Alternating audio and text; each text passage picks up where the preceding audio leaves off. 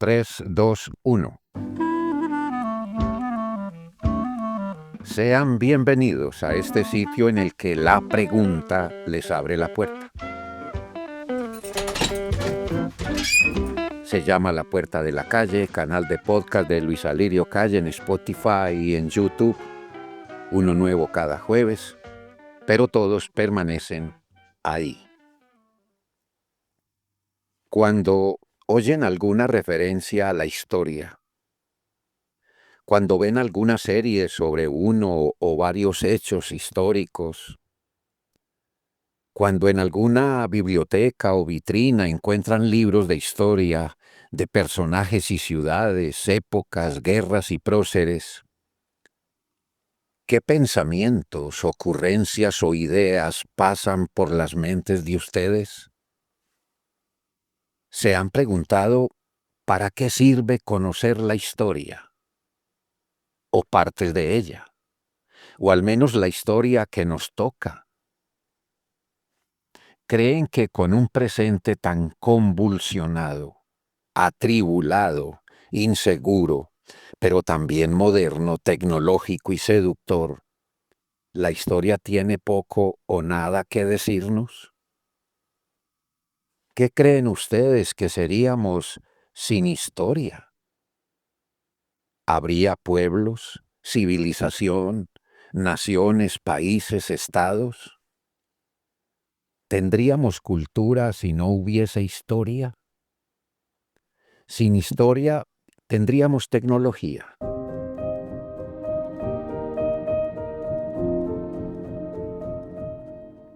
En la serie bíblica brasileña sobre Moisés y los 10 mandamientos, hay un momento en el que el suegro de Moisés le advierte a éste: todos tenemos un pasado. Ocultarlo sería lo mismo que tratar de ignorar lo que somos. Solo viendo hacia el pasado podremos ver lo que realmente somos y en lo que podremos convertirnos. Son pocos en el mundo los que saben de historia. Y de lo que esos pocos cuentan y divulgan, son pocos los que se enteran. Los demás miramos hacia atrás y solo vemos niebla, el color de la ignorancia y del olvido.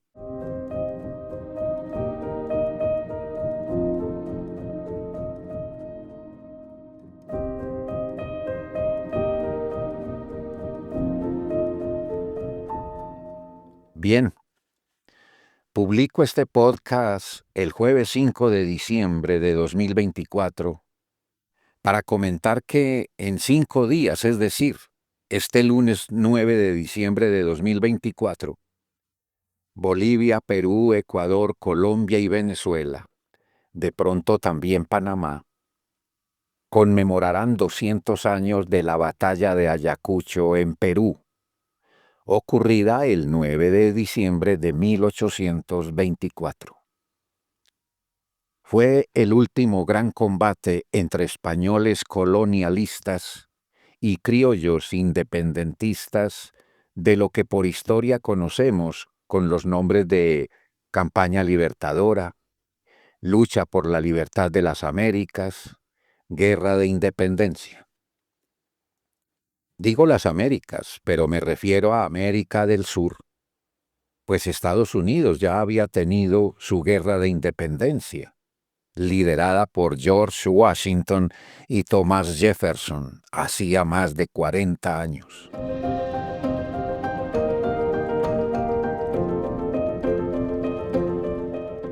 Lo logrado en Ayacucho, Perú, después de una lucha en la que las principales batallas sucedieron una tras otra entre 1818 y 1824, significó el fin del poder de la monarquía española en estas tierras.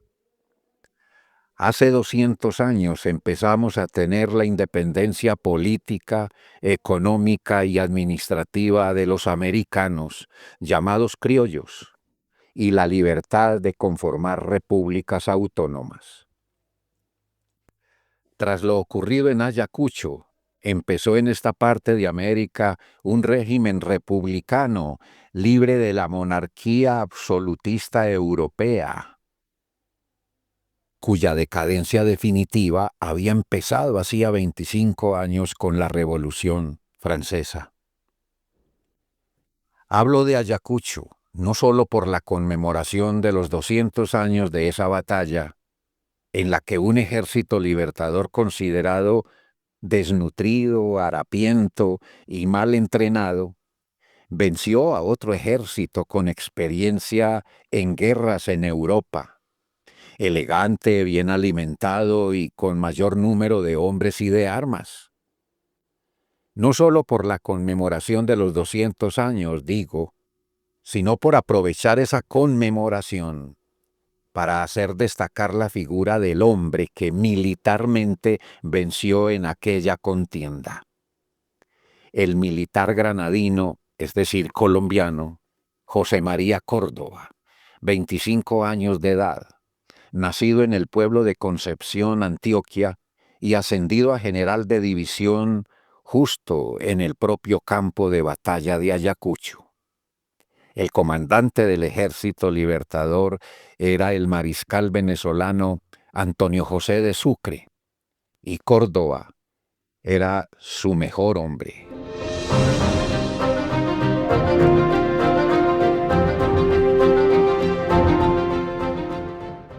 No se trata de centrar la historia en próceres, Bolívar, Napoleón, San Martín, Washington, etc., pero sí de reconocer en ellos, al margen de sus emociones, ambiciones, moralidad, la capacidad para conducir un propósito y mover a centenares de hombres tras ese propósito.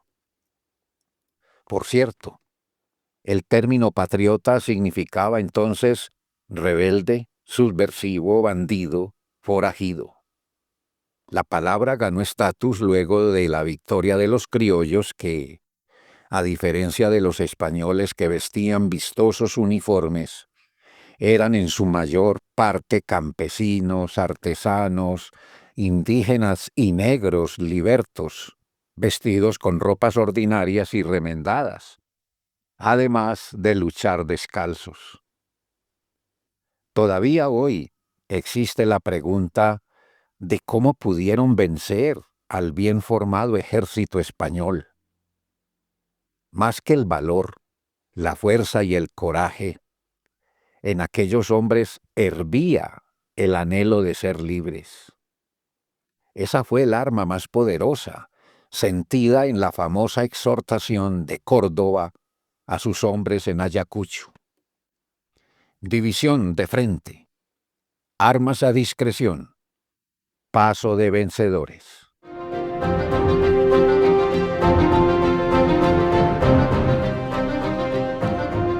Aquel ejército libertador estaba compuesto por colombianos, peruanos, argentinos, chilenos, españoles no realistas, alemanes, negros que habían sido esclavos, llaneros venezolanos, indios de los Andes y del Caribe. Doña Pilar Moreno de Ángel, en su biografía sobre Córdoba, dice que parecía que todas las razas se habían unido en aquel ejército para alcanzar el propósito de poder decidir por sí mismos. La historia hace entender que la valentía suele tener un alto costo y que hay hombres que parecen escogidos para pagarlo con gusto. El 17 de octubre de este 2024 se cumplieron 195 años de haber sido asesinado a sablazos en el campo donde está hoy el municipio del Santuario Oriente Antioqueño, el general de división José María Córdoba, quien había manifestado abiertamente su oposición al propósito de instaurar una monarquía en la entonces llamada Gran Colombia. La orden de matar a Córdoba la cumplió un mercenario irlandés llamado Rupert Hunt, integrante de lo que entonces se llamó Ejército Punitivo, es decir, castigador, enviado desde Santa Fe de Bogotá por el gobierno para someter a Córdoba.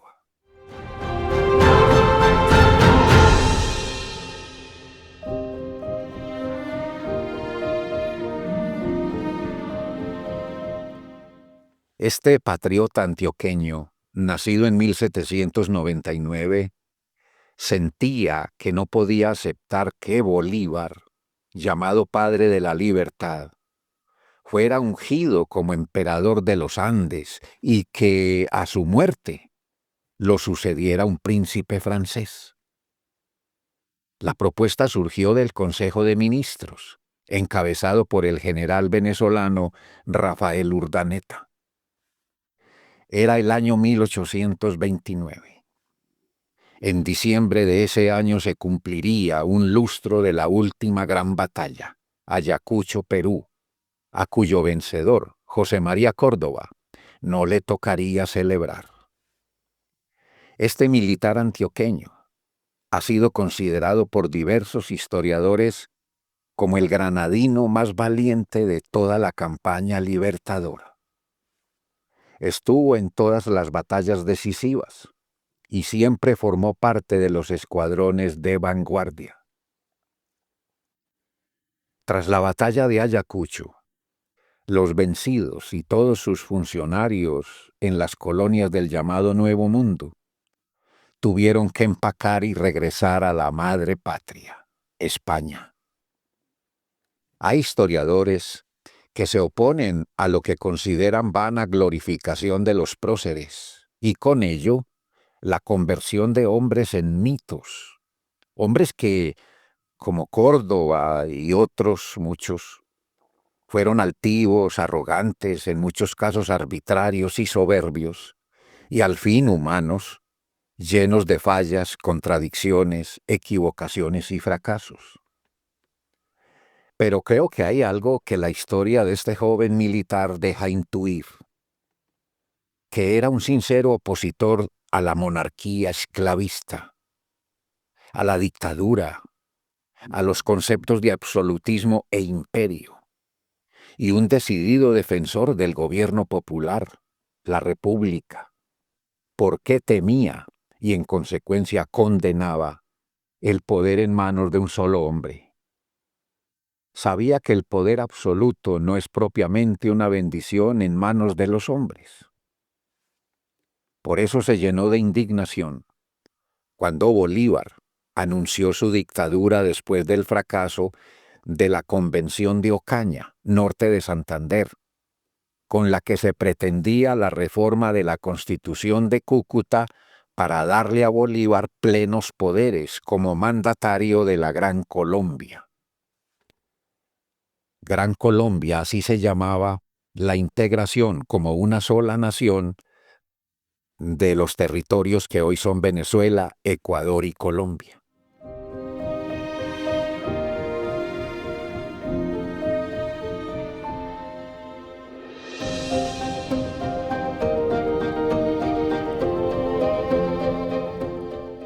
En su biografía sobre Córdoba, Editorial Vedú, 1970, el historiador antioqueño Roberto Botero Saldarriaga cita una carta que Córdoba le envió desde Antioquia a Bolívar en septiembre de 1829, un mes antes de ser asesinado.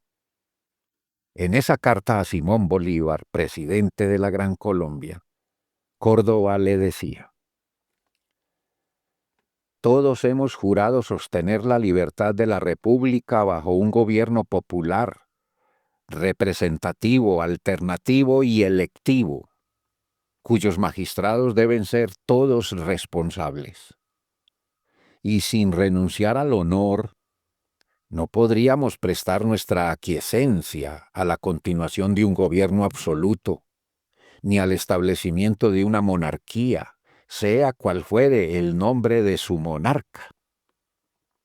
Y agregaba Córdoba en su misiva: por lo que, cediendo a los gritos de mi deber y a los clamores de estos pueblos que, ardiendo de amor a la libertad, me llamaban con ansia para que, puesto a su cabeza, los conduzca por el camino de la ley, He venido a esta provincia, en don del pueblo, invocando la libertad y desconociendo el gobierno de vuestra excelencia como nulo y adquirido únicamente por la fuerza, ha proclamado la Constitución de Cúcuta.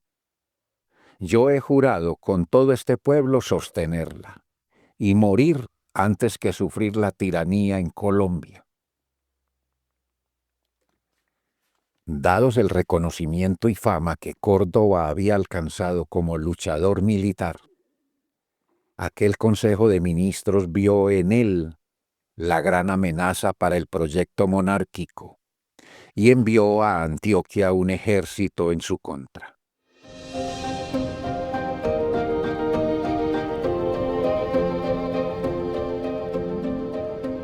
Córdoba no tuvo tiempo de organizar una tropa fuerte y bien entrenada. En la batalla cayó herido y fue vencido. Luego asesinado cuando era atendido en la casa hospital del campo del Santuario. Fue su última batalla en la que, muriendo, venció. Y se consagró libertador porque después de su muerte nadie volvió a hablar del proyecto de monarquía criolla en la Gran Colombia. Contra el régimen absolutista, particularmente ignominioso en estas tierras, ellos habían vivido más de 15 años de lucha, terror y muerte sangrando por estos caminos. Sobran razones para que este antioqueño tenga mayor visibilidad en la historia que nos contiene como pueblo. Es esclarecedor encender más luz sobre este prócer que, antes de cumplir 30 años, tenía la República en la cabeza y había construido un pensamiento propio sobre lo que significa ser libre. Por muchos ha sido señalado como traidor, pues se opuso a Bolívar, y como subversivo, pues se alzó en armas contra el gobierno. Pero si miramos bien la historia, el ánimo subversivo está en quien desobedece la Constitución vigente, que fue lo que hizo Bolívar al declararse dictador desconociendo la Constitución de 1821, llamada Constitución de Cúcuta.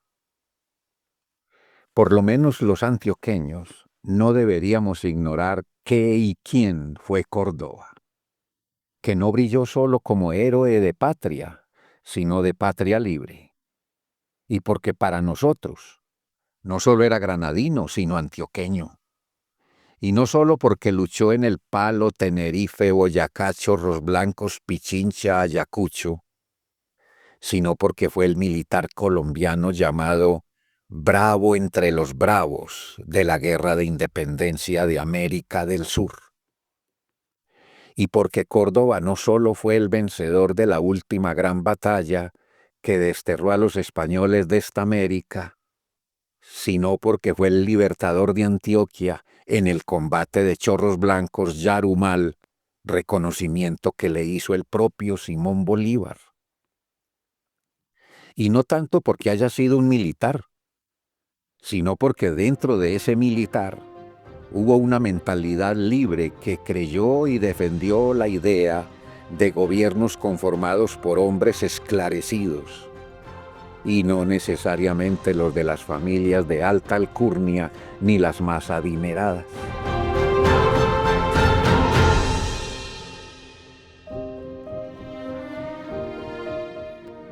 ¿Por qué me mata usted?, dicen que le preguntó Córdoba al irlandés que, como cualquier cobarde, descargaba el sable sobre la cabeza del prócer herido después del combate del Santuario, el 17 de octubre de 1829, un mes y 8 días después de haber cumplido 30 años de edad. Y se cuenta que en un encuentro con su amigo Manuel Montoya, este le advirtió a Córdoba que en el Santuario era imposible vencer, a lo que Córdoba respondió: pero no es imposible morir.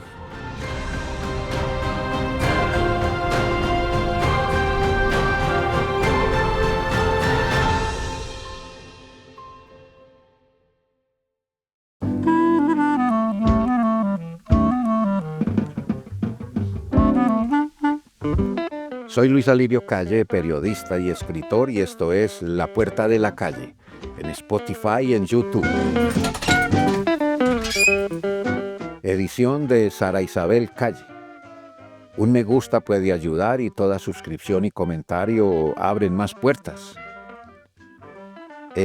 Una última para empezar después.